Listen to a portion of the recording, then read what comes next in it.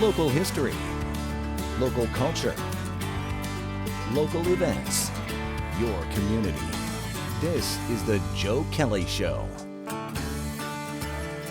And welcome to the show, everybody. Thanks for joining us. Jermiko is our guest, but people call him Jermiko Thomas, but people call him Miko. Yep. So that his friends do. So I'm going to call you Miko, if that's all right. I'll go for it. That's my nickname in high school.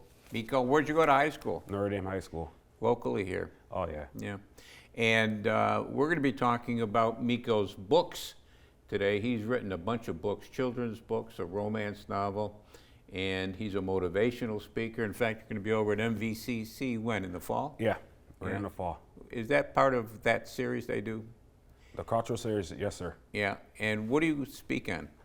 Don't take no for an answer. I believe in everybody should go after their goals because people's going to tell you no. They're going to discourage you, but just go after your goals. Anything's possible once you put the work in and you build your relationships. I believe you shouldn't give up on life, anything you want to do. We face a lot of challenges. We can overcome them with like teamwork and effort and collaboration with everybody. Yeah. And you overcame some challenges in your, maybe even now in your life, but as a very young person, you didn't even speak until you were 6 years old. Is that correct? That's 100% correct. Yeah. What was the problem there, Miko?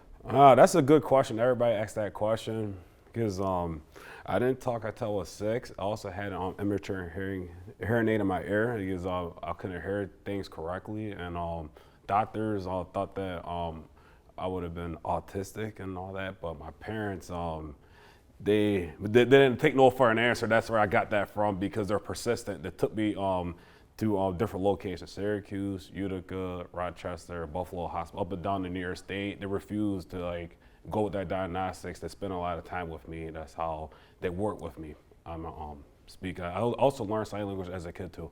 You what? I learned sign language as a kid. Oh. Yep. And it doesn't look like you're wearing hearing aids now. No. That was when I was way younger as a kid. Yeah. So you outgrew that? Oh, heck yeah. Mm-hmm. And the autism, were you diagnosed with autism? No. They thought that it would be. They will call it today that because I didn't speak for the first 6 years of my life. They would have said it would have been autism, but it's not. I'm not autistic at all. Mm-hmm. When you speak at MVCC this fall, is there a title that you give your talk? The title I gave my talk is "Don't Take No for an Answer." I'm sticking with that title because I overcame a lot of obstacles in my life. People told me I couldn't do it. Like with my first book that I published, they said, "Oh no," they didn't believe me because when I told my idea around Thanksgiving in November 2017, they're gonna be like, "Oh, you're not gonna do that." Oh, I don't believe it. Then I'll put it out there. Then I'm not gonna take a no for an answer because I know me. I know what I can do, what I can accomplish, and I also have confidence in myself. Mm-hmm. You look like an athlete. Yep. Yeah. What kind of sports do you play? I played football and basketball. At Notre Dame? I played basketball at Notre Dame, and I played semi-pro. Mm-hmm. Who'd you play semi-pro for? For the Yard Dogs. The Yard Dogs. Yeah, Utica. Utica Yard Dogs. Okay. Played for a year. How did you decide? I want to write. What gave you the incentive to sit down and write? Writing's not the easiest thing in the world to do. No, you're correct on that because when I was in high school and when I was a kid, I never thought about writing anything in my life. But then I was thinking because I want to make an impact and share my story, so I put it through kids' books. I just sat down, I had a plan, I had an idea. I said, let me make a kids' book out of it. So I decided to write that. Yeah, and so the kids' books came first, the series, and then the romance novel? Yes. And the fitness e-books came between the romance novel and the kids' books because that's my fitness is my passion, and the kids' books is more sharing my story and my journey through that. Is there a philosophy that you have in your fitness ebook? And the ebook is more, it's a fitness Bible. It's like a beginners for anybody that's doing fitness because a lot of people have trouble with techniques, eating right, and what to put in their body. And the workouts is more like a guide. Mm-hmm. Is it a beginner's guide? Yes. Mm-hmm. And generally speaking, what advice do you give to somebody who has never been in good physical shape? How do they get there? Okay, that's a good. I like that question. Yeah. How you get there? In my opinion, you start off slow, you take it easy, you don't overwhelm yourself. I say, for me, when I first started, I started walking on a treadmill, and I start watching videos of techniques of how to like lift the weights, how to like do different workouts, and set up well, you gotta have a good workout routine too on top of it. Just you can start small to go big later. You just gotta let your body build to it. And what about nutrition? It's about what you put in your body. It's like your calories, what you eat. But the thing I don't like when they say I'm gonna go on a diet, I don't like that because you're I'm not gonna say you're killing yourself. I don't want you to like starve yourself, but it's about what you put in your body. You got to take care of your body, what you put into it. It's about watch your calories too and watch what you eat. Are you on a particular regimen when it comes to food? Oh yes, I am. Yeah. Yes. Give me an example. For example, I make myself a fruit smoothie every single day. I do that, and I also like eat 2 to 3 times a day, and I also do like a workout to throw it in there too. But we all do have cheat days too. I got a cheat day, and I just cheat, and I just work twice as harder to burn all the fat out of me. Yeah. Did you find writing tough? We'll talk about your books in a second, but do you find the process of writing tough? To be honest with you, it's pretty tough. Yeah. Because like in order to get all that stuff, I didn't know when I first did it. I thought it was gonna be like jotting things down and I'm done. Yeah. Nope, you gotta like make sure it's right, the structure of it, the proofreading, the conversion of the files. There's a lot to it. Yeah. It's just not writing things down, just putting it on a computer. Yeah. Is that how you write on a computer? At first, I wrote it on like a notebook. Then I typed it into my Microsoft Word format, and I just did it by structure, and that's how you do it. Does somebody look over your work? Yes. Yeah, I send my work out to a proofreader in the UK. He's a specialized children's proofreader. I connected to him through social media. And the children's books are very nicely illustrated. Thank you, sir. Who does that?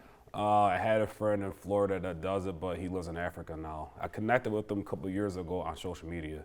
And that's a good question because everybody loved the illustrations of those books. Yeah, they're very nicely done. Thank you. And the children's books are rhyming books. Yep. Yeah. Did you ever? That's an unusual. It almost reminds me a little bit of Dr. Seuss. A little bit. Yes, that's true because I like Dr. Seuss. I respect the heck out of Dr. Seuss, so I just want to make it easier for kids, and I wanted to make it rhyming, and also I want to use real characters, like in terms of make them human beings. I didn't want to go the animal route. I just want to go the human being route because I want to draw a connection with the characters and with my story, with all that stuff to people. What are your main characters? Maybe the main character is Walter. Yep. Is Walter fashioned after you? That's another question that people ask me. Yes and no. Yes, because he has different journeys in his life, but no, because he has his own unique path. Like everybody got their own unique path. Okay, when we come back, we're going to talk some more about your books, including that romance novel.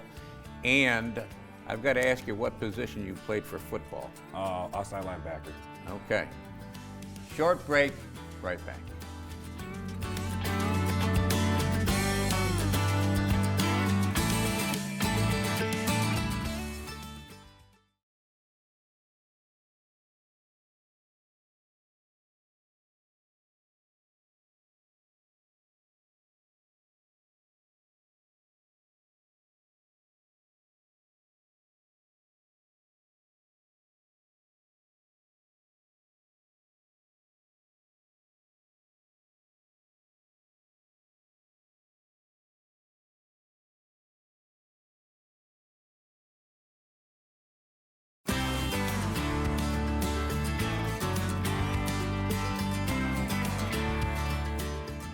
And welcome back, everybody. Jermiko Thomas is our guest. We're calling him Miko because that's what his friends call him.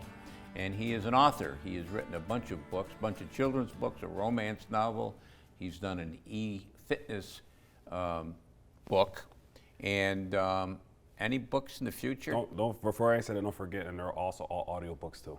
Audio books They're too. all audio too. Okay. And for the future, I'm working on a book that has, I don't want to get the title away though, but I can tell you about it. Yeah. It's a high school book that has to do with cyberbullying, 7th to 12th graders. And this book, and I think you told me this book was your bestseller? Yeah. Yeah. And that's about bullying. Yes. Were you bullied in school? They're busting my chops. Yeah, but bullying, no. Yeah. Well, you're kind of big to bully, though. I mean, Yeah, there you go. But in high school, I wasn't always this big. I was skinny in high school, but I grew into it because I did a lot of workouts and fitness. The Bully Free Brigade, Yes. the one that's done the best for you. Talk about this. Talk about the story behind it. That's the story behind that is that Walter, Lily, and Lucas, they're all friends, and they're trying to help Joy from being bullied. Mm-hmm. That's because she's being bullied. Then they became the Bully Free Brigade. It means that they come together and they fend off other bullies from messing with her. Yeah, it's kind of the brigade is kind of a diverse brigade. You've got, looks to me like you've got an African American, a white kid, somebody in a wheelchair, another person of color. Was that by design that you wanted it to be diverse like this? Yes. Oh yeah, it's by design is that because all of my books, it relates to world issues and everybody goes through, but just not a black and white thing. It's more like everybody goes through all those issues. Mm-hmm. And the books are available where, Miko? AdventuresOfWalter.com, Amazon online, Walmart online, and Target online, and it's all over the internet online. Mm-hmm. And I'm working my way into the stores, the local bookstores and everything too. Yeah. And the libraries too. Yeah, they're tough to get into. I mean, they want to deal with a company. They don't like dealing with individuals too much, do they? From my experience, I can't say too much, but I'm going to give you a break-in on this one. I've been approved by 2 libraries already. Oh, good. I'm not going to say the names of them yet because I'm not comfortable saying them, but it's the 2 libraries. They taking my books in there. It's going to be in their racks in the next couple weeks. Oh, good. All right. Mm-hmm. I'm growing that out. It's going to be more and more coming because a lot of organizations and libraries has contacted me already since those interviews I had in the past and my story in the books. Yeah. I'm guessing one that's going to want to stock your book, you don't have to, if you don't want to say it, the Utica Public Library, Chris Sagas is a guest on this show, and I'm sure this would appeal to him. Yes. The other book in this series, what order did they come in? Define, what do you mean order? Like the first one of the series. The first one of this series. Oh, it's the Fearless Boy Adventure. That's number 1. Number 2 is an adventure with Well, STEM. talk about the first one, Yep. The Fearless Boy Inventor. Talk about the story behind this. Before I talk about the story behind that is that that's my first original book because that's different than from all the other designs and all the other layouts. That's my first book. But the story is about him overcoming fears and going after his dreams. He has to go through like ghosts and like they hear loud thunder and sound because the ghosts and the monsters they have bowling and up there from the skies. It's like a boom. Mm-hmm. It's about overcoming your fears in life and going after what you want to go after.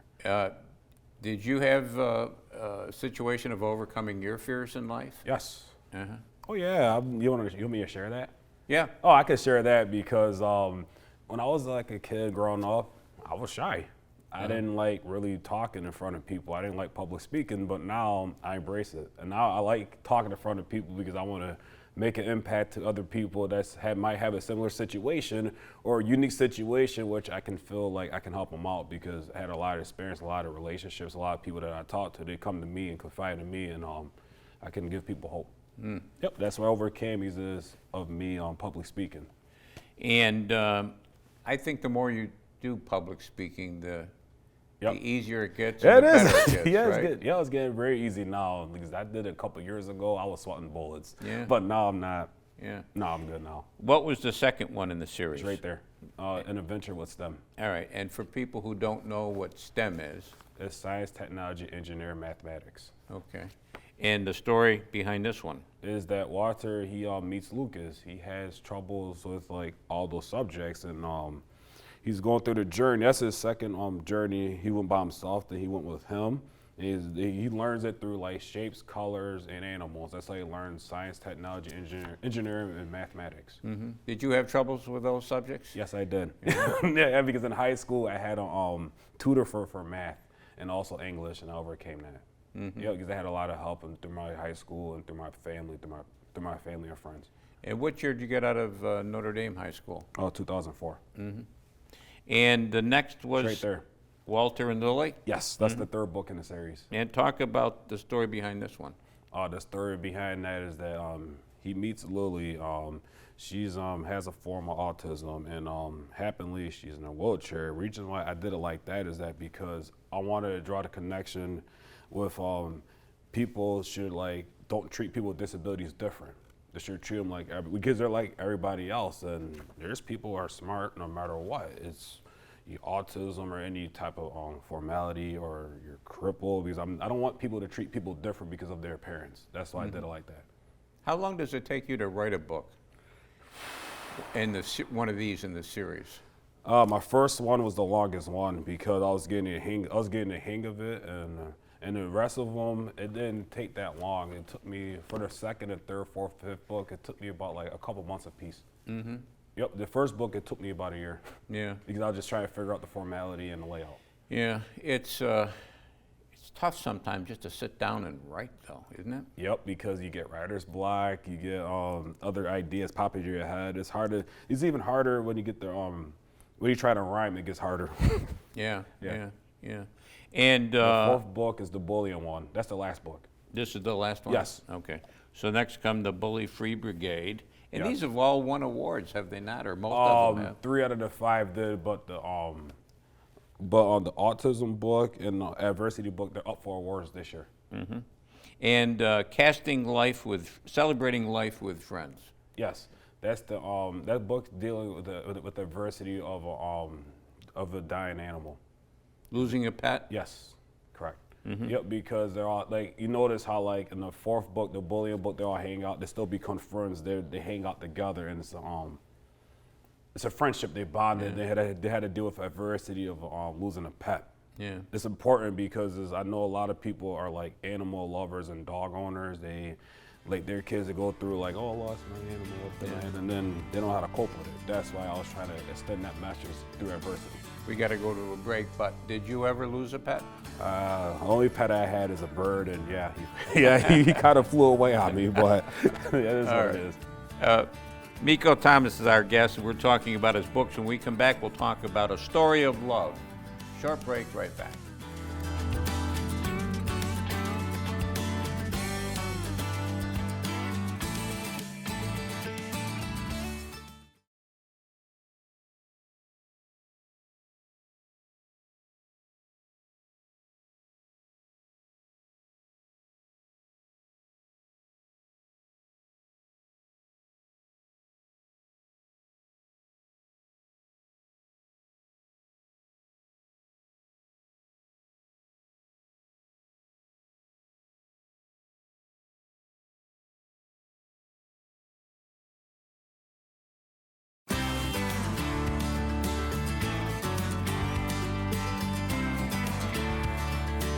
And welcome back, everybody. Thanks for sticking with us. Miko Thomas is our guest. He is a self-published author. We're talking about his books. He's got a series of 5 children's books. Correct. And they're rhyming books, greatly done illustrations.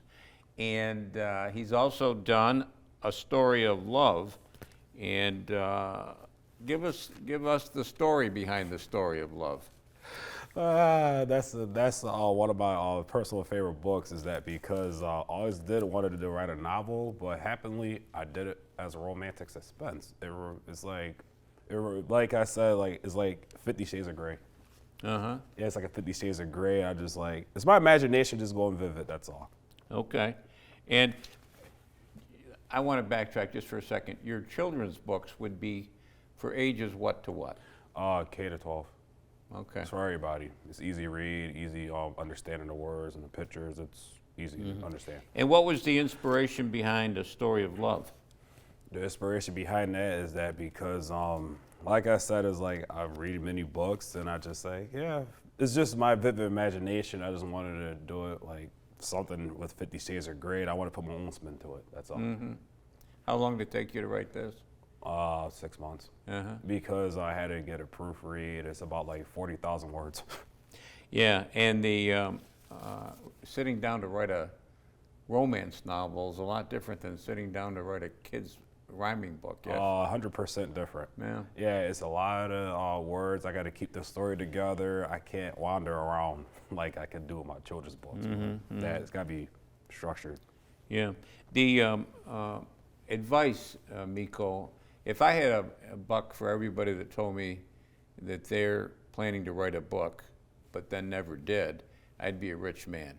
Because a lot of people have an idea of writing a book, but very, very few ever get to the point of writing the book. What advice would you give them? Okay, that's a loaded question, but I'm gonna try my best to break it down. My advice I would give somebody is just start with an idea. When you get an idea, start jotting things down. Like if it's out of order and all that stuff, then just go back to it, just put it in its proper context and place. I just say start today and just go with it, because you can't just keep talking about it and talking them. If you keep talking about it, it's never gonna happen. Like I said, I just did it like that because I always wanted to I always want to make an impact on my story. I said, how do I reach people? Put it in the book. How do I what book do I put it in? Children's books, because that reach the parents and that reach everybody. The kids are our future. I had to reach the parents and the kids. That's how I did it. And my story is very impactful. But to that question, I'll just say start today and just start. Like right now, people got an advantage because social media is very important, because you can join groups like writers groups. People, like you can contact your local authors, you can reach out to them. If some don't answer you back, move on to the next person. That's life. You just got to keep going and keep pushing to do what you want to do, trying to accomplish your goal. Don't take no for an answer. Nope, But if you do take no, view that as next opportunity. Yep. It's an interesting point that you make about today's technology, because Yes. years ago, well, I'll show you my age now. I mean, I started writing on a manual typewriter. I know, yeah. But it was difficult. I mean, physically it was tough to do on a manual typewriter. You had to bang those keys, and, Yeah. I talked to a college class once, and I talked to them about the process of writing back in the day and how you had to cut and paste. They thought I was talking about pressing a button to cut and paste. They didn't realize I was talking about actually having a pair of shears and a glue pot. So the process of writing has gotten a lot easier too. Yeah, it's very it's still hard, but it's not as hard as it was in your era, because now we got technology, we got different companies that work with writers and everything like that. And also another breaking news I can tell you is that I'm putting all my children's books, my writing book, my romantic book, my fitness book underneath my own publishing company called Cornhill Publishing. Okay. Yep, that's my company for publishing my books and future works. Do you live in Cornhill? Live in Utica, yeah. Okay. Yes. The people that want to get, whether it be the romance novel or the kids' books, can they get those directly from Cornhill Publishing? It's going to be through my website for now, though. But just like I said, I'm just in the early stages. Because I partner with like a couple organizations already. But right now, Amazon, Barnes & Noble is online. It's like my go-to sources for those books. That's what I'm saying. I'm talking to different people to get them in the libraries and everything like that. And make it easier to reach out to everybody around the area. People don't realize too, you've got to get an ISBN number. ISBN, I got them all for my books. Yeah. Yep. That's part of the publishing process too. Yeah. You got to get ISBN. Yeah. How'd you find out about all that stuff? A lot of research and a lot of collaboration and relationships. Because how do you publish a book? Because technically you don't. If you get an ISBN, that means that it's your book. You can carry it over to another publishing company and put it under yourself. But if you publish through like a company, if you use their ISBN, it's only for them. That you can't take your book out. If you get your ISBN, you can carry your book anywhere you want. Yeah. Yep. That's why an ISBN is very important to get. I asked you about the age group for the kids' books. This is an adult book. Yeah, that's for all. Yeah, you know. Yeah. Yeah. Adults. Okay. Oh yeah. And anybody that wants to get in touch with you, can they do that through? Yes, I'm all over social media, Instagram, Facebook, Twitter. It's just my name. Just search Jermiko Thomas, then I pop up. Okay. And never take no for an answer, right? Yep, there you go. That's my motto. All right, good. And good luck at your part of the cultural series at MVCC. Thank you. In the fall. Okay? Thank you. Okay. Yep. And continued success. Oh, thank you, sir. I appreciate Yeah. it. That's going to do it for us this week. We'll be back next week. We'll do it all again. Don't forget CNYhomepage.com. There's lots of good stuff there. Until next time, take care of yourself, everybody.